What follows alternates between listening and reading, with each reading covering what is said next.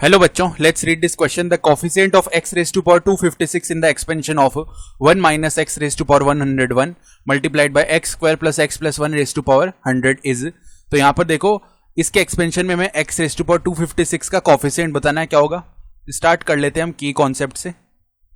तो ध्यान से देखो, हम जानते हैं कि अगर ऐसे लिखा हुआ है x plus Y raise to power n, तो इसके एक्सपेंशन में जो r प्लस 1th टर्म है यानी टी आर प्लस 1 क्या होता है, N C R multiplied by X raise to power N minus R multiplied by Y raise to power are.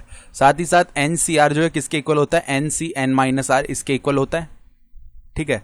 और a cube minus b cube का जो formula है वो क्या होता है, a minus b multiplied by a square plus में a b plus में बी स्क्वायर. ठीक है. तो अब ध्यान से देखो, जो हमारे पास दिया हुआ है 1 माइनस एक्स, 1 माइनस में एक्स इसकी पावर है 101 और ये मल्टीप्लाई में है किसके, x square plus x plus 1 और इसकी पावर है 100. तो इसको हम कैसे लिख सकते हैं, 1 माइनस एक्स, एक तो ऐसे बाहर निकाल लिया और मल्टीप्लाई में 1 माइनस एक्स की पावर 100 कर दी.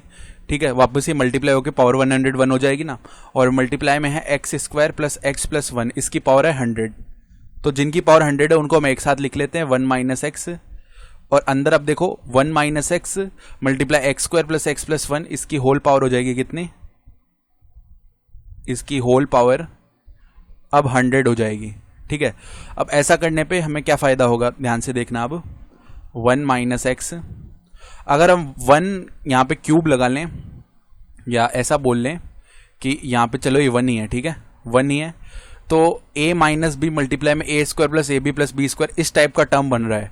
अगर हम a बोले 1 को और b बोले x को, तो कुल मिला के ये क्या बन रहा है, 1 क्यूब यानी 1 माइनस एक्स क्यूब और इसकी होल पावर 100. ठीक है. अब हमें इसके एक्सपेंशन में x रेज टू पावर 256 का कोफिशिएंट बताना है. तो अगर हम केवल इसका एक्सपेंशन देखें 1 minus X cube raise to power 100, तो इसके एक्सपेंशन में अगर टी आर प्लस 1 लिखना चाह रहे हैं तो 100 सी आर और 1 raise to power 100 minus R आएगा मल्टीप्लाई में माइनस का एक्स क्यूब इसकी पावर हो जाएगी आर. तो कुल मिला के देखो क्या बन रहा है, 1 की पावर 100 माइनस आर, ये 1 ही आ जाएगा. तो 100 सी आर और यहाँ पे minus 1 raise to power R multiply में x की पावर के ऊपर पावर मल्टीप्लाई हो जाती है यानी x की पावर 3r. अब देखो, अगर हमें x की पावर 256 चाहिए तो क्या क्या हो सकता है. एक तो x की पावर 256 जब डायरेक्टली यहाँ पे देखो, यहाँ से तो हमें x का कोई टर्म ना मिले और यहाँ पे हमें x की पावर 256 मिल जाए. एक तो ये हो सकता है यानी 3r इज इक्वल टू 256 हो सकता है. एक तो ये केस हो गया. और दूसरा केस, जब यहां से हमें x की पावर 255 मिल जाए और यहां से हमें x की पावर 1 मिल जाए, तो x की पावर 255 मल्टीप्लाई होके x की पावर 1 से 256 बन जाएगा ना power.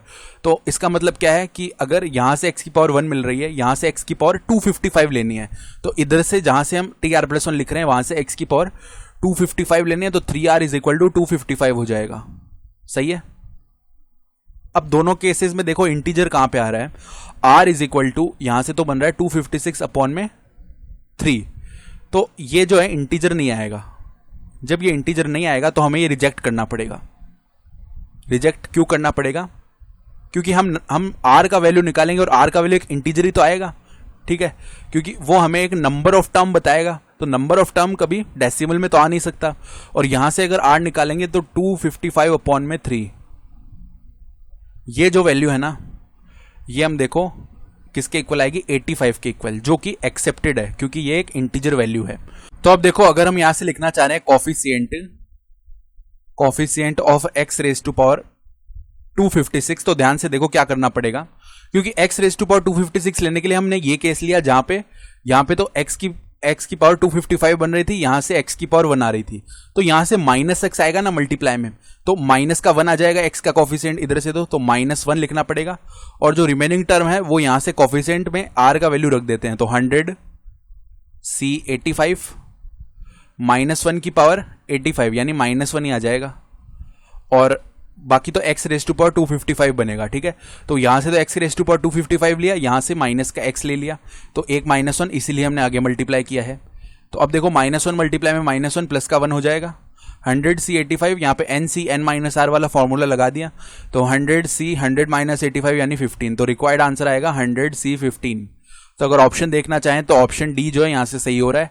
I hope you understood this explanation. Best of luck.